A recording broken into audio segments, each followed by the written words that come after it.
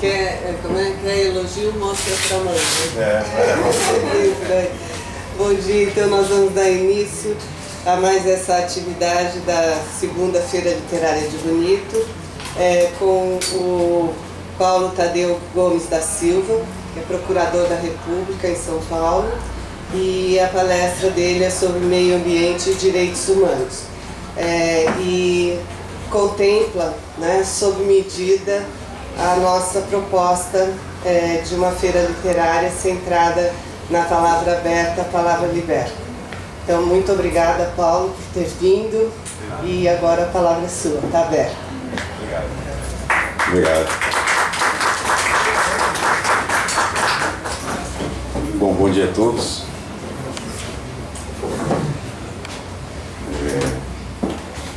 Autor que faz sucesso é assim, não para de chegar gente. Eu já estou acostumado a isso. Não é nenhuma surpresa para mim. Escolhe assim. Onde eu vou, eu arrasto multidões. Bom, em primeiro lugar, eu gostaria de agradecer imensamente o convite que me foi feito pela Feira Literária de Bonito, na pessoa do meu querido e antigo amigo, meu irmão preto, Carlos Porto, eu costumo dizer. Formávamos uma tríade, eu, ele e o Benhur, e arrepiávamos Campo Grande naquela época. A época em que a esquerda era a esquerda e tínhamos um sonho de mudar algumas coisas no estado de Mato Grosso do Sul. Então agradeço imensamente o convite que me foi feito. Em segundo lugar, gostaria também de dizer que para mim é motivo de muita alegria e muita honra sempre poder voltar ao estado de Mato Grosso do Sul, estado do qual eu sou originário. Eu sou nascido em Ponta Porã, embora resida fora do estado há muito tempo. E toda vez que venho para cá, convidado, na verdade os convites não são muitos, mas quando sou convidado, eu me lembro já que estou diante dessa plateia tão jovem, eu me lembro de uma passagem da Ilíada de Homero, que é um cânone da literatura ocidental, especialmente naquela passagem que o Agamenon convoca os seus soldados para voltarem à Grécia. E ele se refere à Grécia como o seu rincão de nascença, na tradução feita para o português.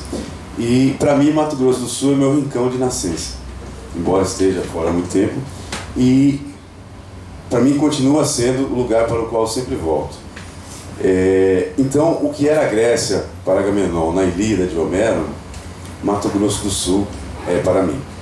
Então eu gostaria de fazer esses registros e antes de começar a falar especificamente do tema proposto.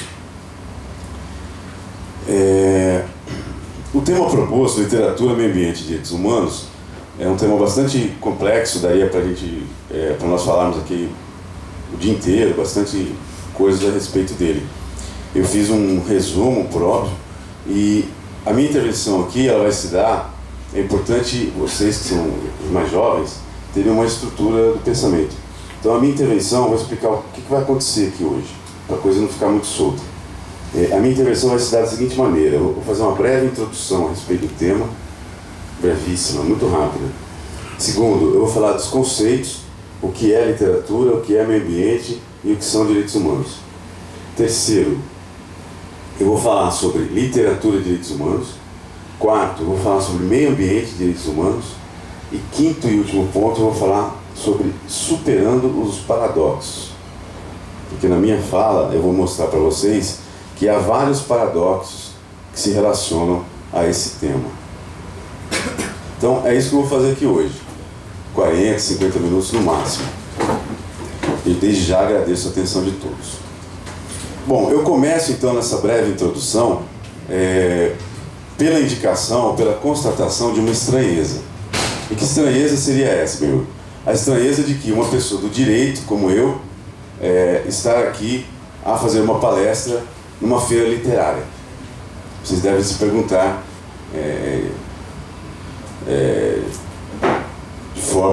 rápida até. O que esse cara está fazendo aqui? Esse cara é do direito, esse cara é procurador da República. Além de procurador da República, eu sou professor e sou escritor também. Não de literatura, ficção ou não ficção. Eu escrevo livros técnicos de direito. Então, essa estranheza, ela se constitui num paradoxo. Justamente por quê? Porque o direito é algo que é rígido pela sua própria forma. Aqueles que fazem direito são tidos, inclusive são vistos pelos outros cursos das universidades, como pessoas muito rígidas, pessoas que andam muito em cima da linha, da risca.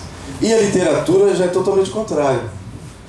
A literatura, embora seja a estetização organizada, o que é isso? É a organização da estética, do belo, daquilo que nos dá prazer, é totalmente contrário do direito. Embora o direito em algum momento valorize o estético quando protege o patrimônio estético. Há uma lei específica que protege o patrimônio estético. Mas isso é raro. O direito não se importa com isso.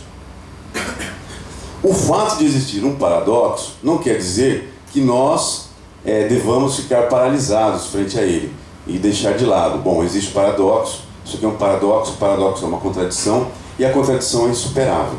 Não. O fato de existir o paradoxo lança, na verdade, um desafio para nós, para que nós dissolvamos esse paradoxo, para que nós possamos resolver esse problema. Quem escreveu sobre o paradoxo foi um grande filósofo, é importante essa plateia jovem, um dos primeiros existencialistas, chamado Søren Kierkegaard, um filósofo dinamarquês que levava uma vida de boêmio nos bares de Copenhague, ia ao teatro, fumava, bebia, aquelas coisas todas.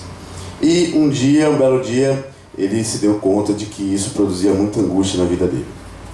Escreveu vários livros. Mas especificamente com relação ao paradoxo, ele falou o seguinte: o paradoxo é a paixão do pensamento. E o pensador sem um paradoxo é como o amante sem paixão, um tipo medíocre. Ele escreveu isso em Migalhas Filosóficas. Então, o que quer dizer isso?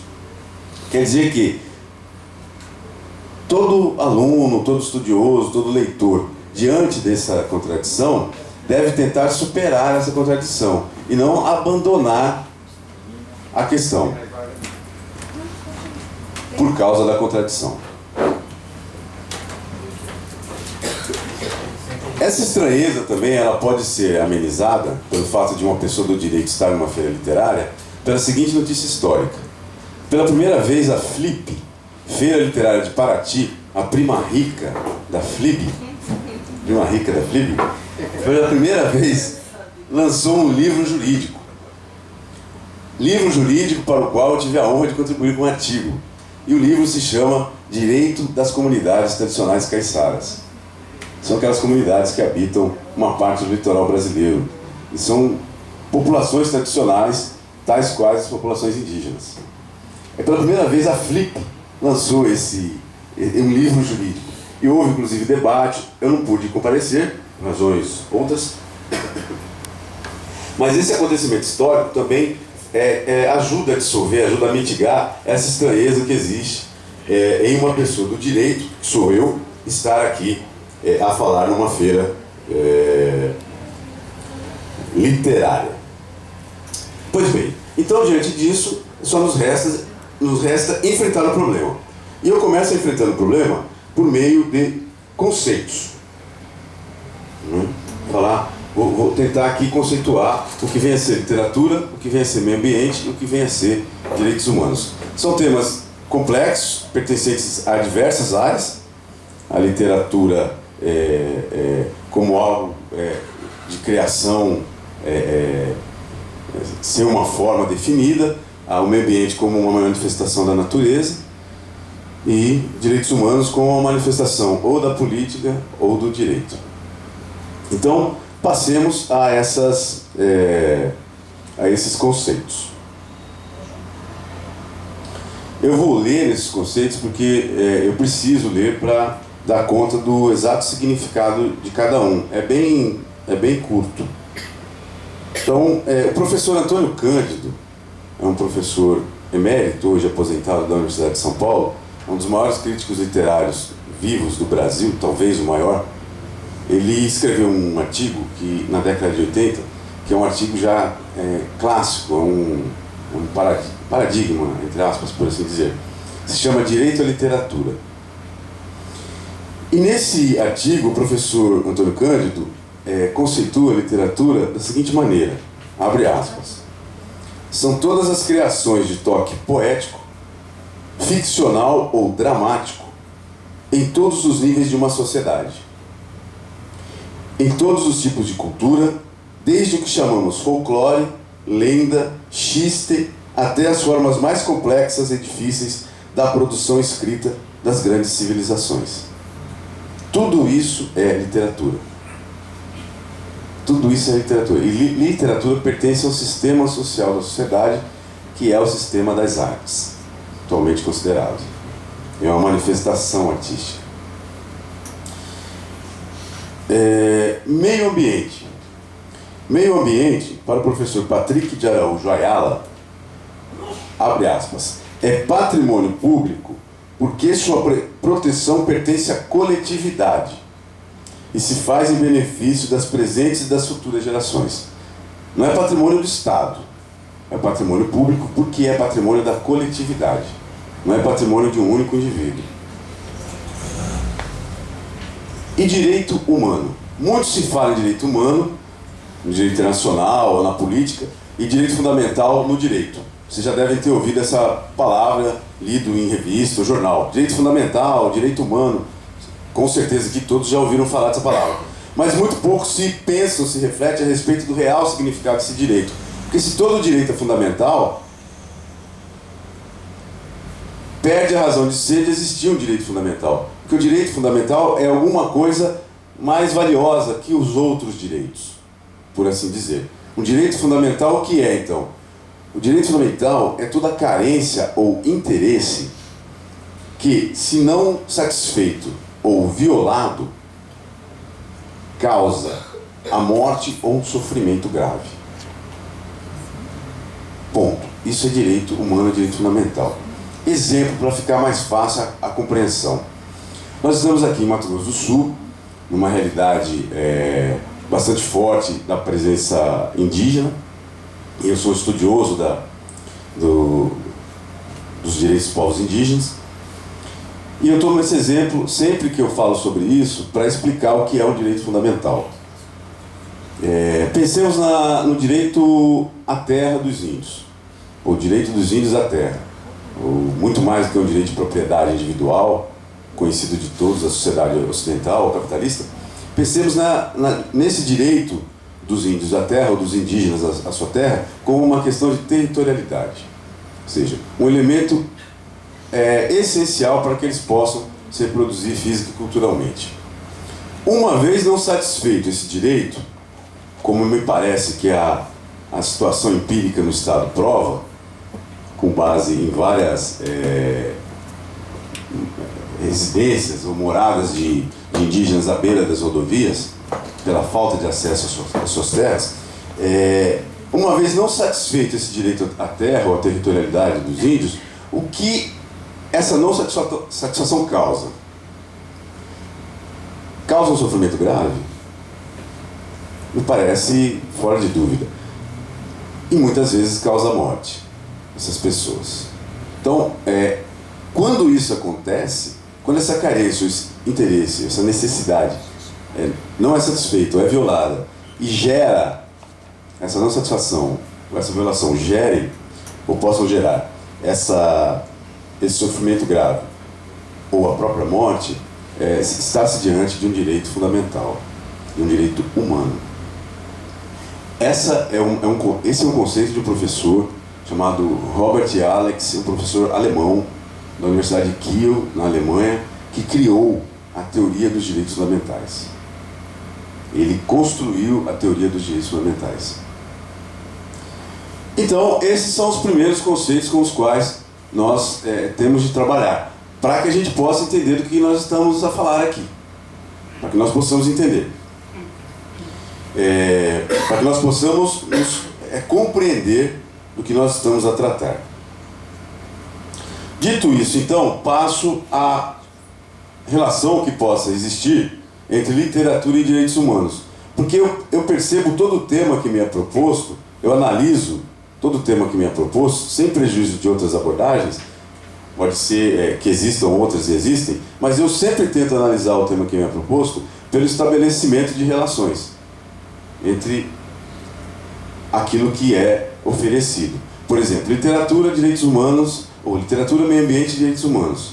Como é que eu analiso esse tema aqui hoje? Eu analiso pela tentativa de estabelecer relações entre esses temas. E tudo na vida é relação, já dizia a física. Tudo. Nada na vida é não relação. Tudo na vida é relação.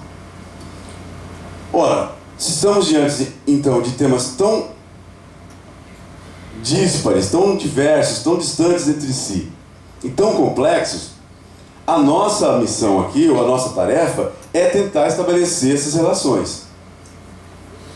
Há a possibilidade, ou há, para usar um termo kantiano da filosofia, há condições de possibilidade de estabelecimento de relações entre literatura e direitos humanos? Porque esse é o tema proposto. Na minha compreensão, pode ser que outros compreendam de forma diferente. E sempre há espaço para divergência, para o dissenso, para o conflito.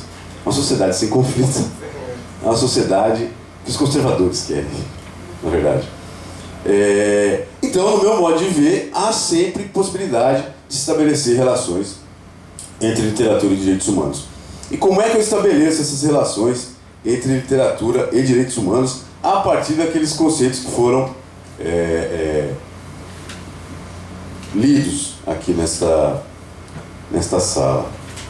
Eu vejo essas relações da seguinte maneira. Eu vejo primeiro uma relação de necessidade entre literatura e direitos humanos. A literatura necessita dos direitos humanos e os direitos humanos necessitam da literatura. E por quê? Em primeiro lugar, porque a literatura é um direito em si mesma considerada. E em segundo lugar, porque a literatura é um objeto de proteção indireta do direito. Explico.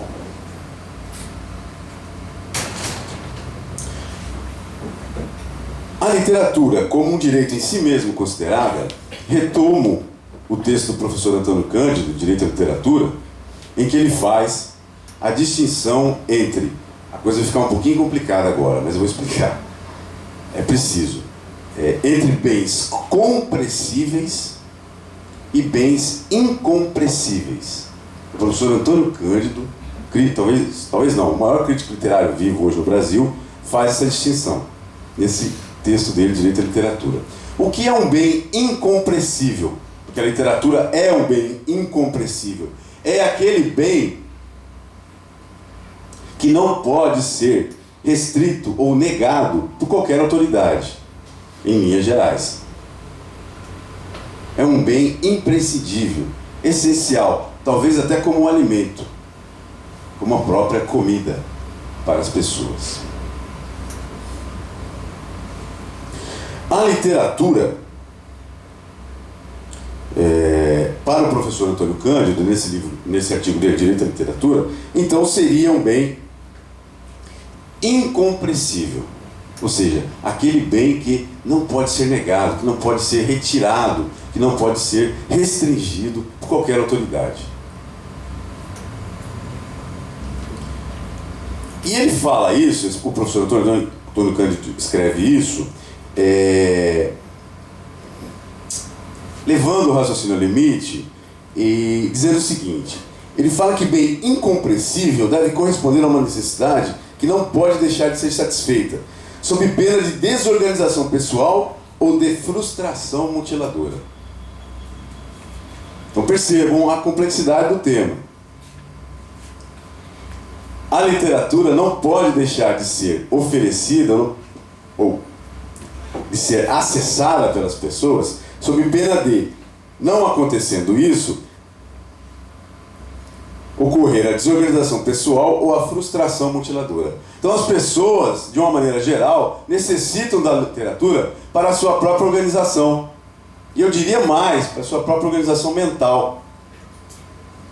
E aí é muito, muito similar isso que eu acabo de dizer com o conceito de direitos fundamentais do professor Alex, quando ele fala que um direito humano é uma carência, uma necessidade que, se não satisfeita ou violada, pode causar um sofrimento grave ou a própria morte. É muito similar isso que o professor Alex fala com o que o professor Antônio Cândido escreve.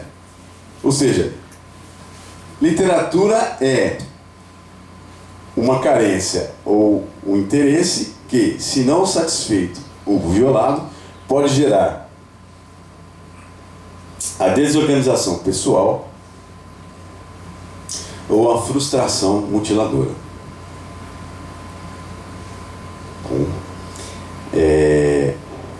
Tanto em um caso quanto em outro pode haver consequências graves. É uma sociedade que não vive a ficção, uma sociedade que não entra em contato com qualquer tipo de fabulação, com qualquer tipo de manifestação lúdica, é uma sociedade doente. Não é uma sociedade saudável.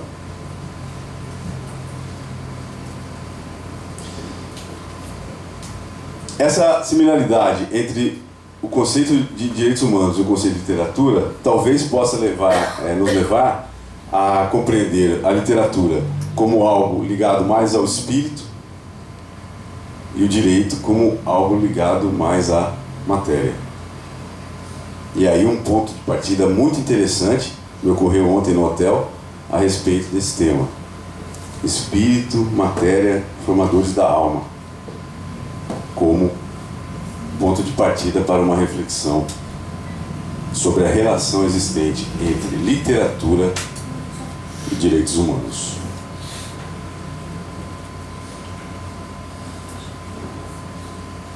Então, esse é o primeiro aspecto dessa relação entre literatura e direitos humanos. O segundo aspecto dessa relação de necessidade existente entre esses dois temas é a literatura como objeto de proteção indireta do direito. Ou seja, o direito, ele protege diretamente a manifestação artística, porque é direito fundamental, está num dos incisos do artigo 5º da Constituição, e protege indiretamente a literatura, assim como protege indiretamente as artes plásticas, assim como protege indiretamente a música, assim como protege indiretamente o teatro, e assim sucessivamente. Então, a proteção direta que o direito oferece à literatura, a proteção que o direito oferece à literatura é uma proteção indireta, porque diretamente a Constituição brasileira determina que é livre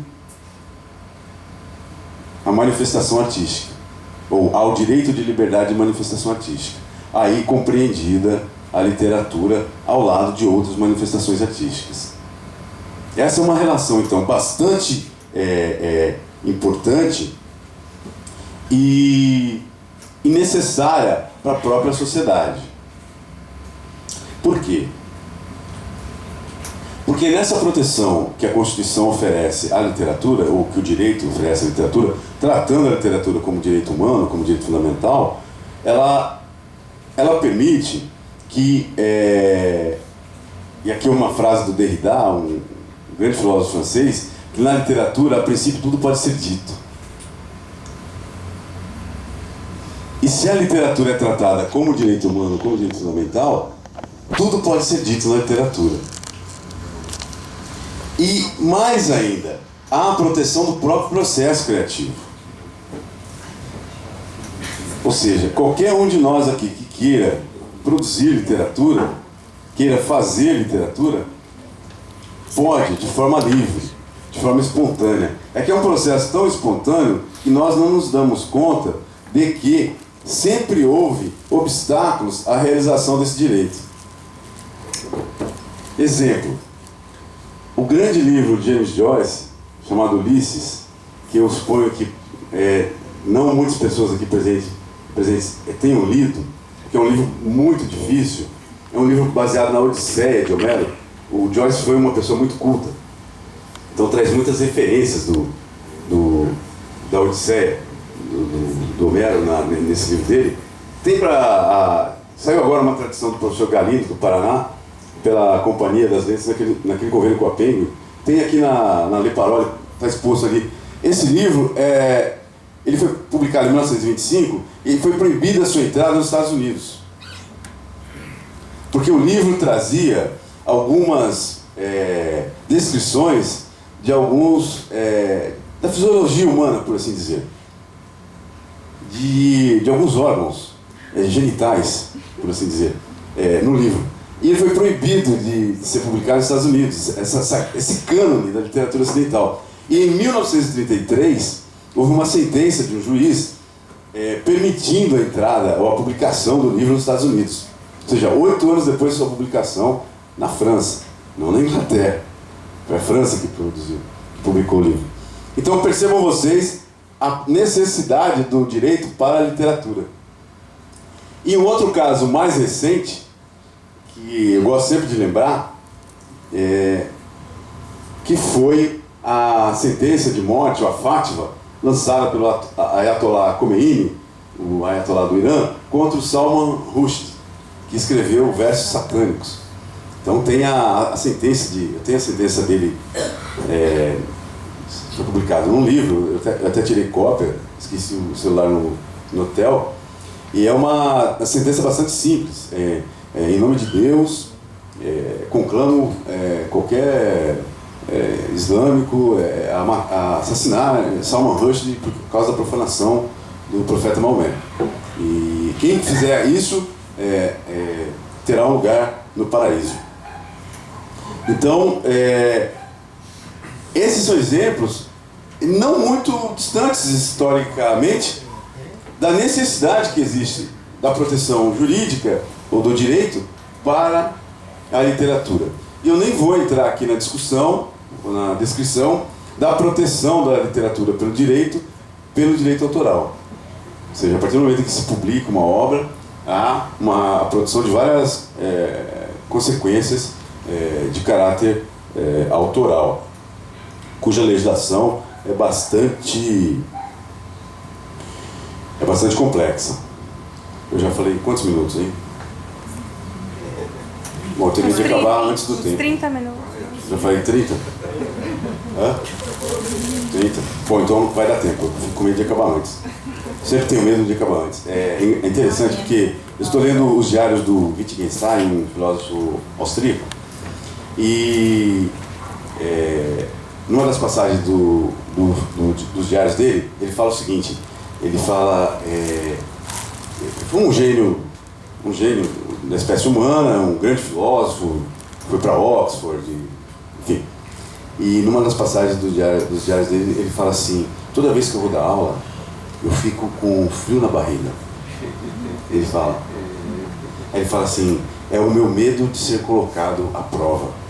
Então, hoje lá no hotel, minha filha perguntou: papai, tá tudo bem aí com a sua palestra? Eu falei assim: não, que isso, aí eu tive medo. Aí eu vim caminhando pra cá com frio na barriga. É melhor do que dor de barriga. Frio na barriga é melhor do que dor de barriga. Mas eu pensei no Wittgenstein. Se o Wittgenstein pode ter frio